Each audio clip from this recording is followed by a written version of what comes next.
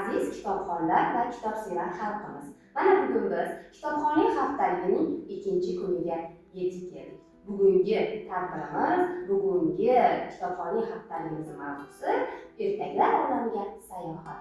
Qani bolajonlar, ertaklar olamiga bir sayohat qilamizmi? Albatta. Jonlar,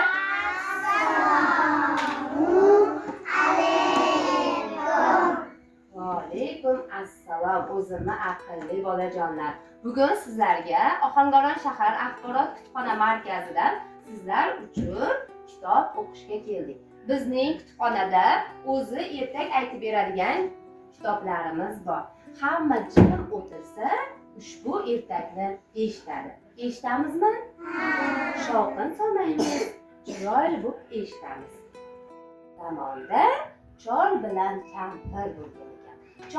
Chol bilan kampir o'rmonda yashar ekan. Ular juda ahil inoq ekan. Bir kuni chol kampiriga kampir, menga bo'g'irsoq pishirib ber debdi. Bo'g'irsoqqa un yo'q-ku debdi kampiri. Keyin aytibdi, suprani qoqgin, tagida un bor. Undan xamir qolasan, keyin bo'g'irsoq pishirasan debdi.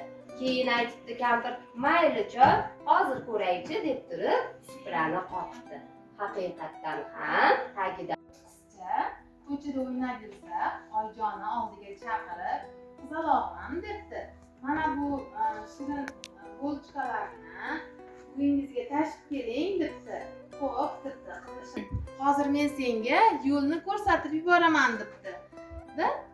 Bo'ri qizil shapkachaga uzoq yo'lni ko'rsatib tushuntiribdi. O'zi esa qisqa yo'ldan borib, buvisini uyiga borib, debdi. Yaxshi debdi. Buvijon debdi. Nega ko'zlaringiz katta? men bo'g'irsoq, supradagi o'rmonroq, birishib oldilar, qaymoq solib bordilar, sovutdilar havoda, pishirdilar tavoda. Qochib ketdim buvimdan, qochib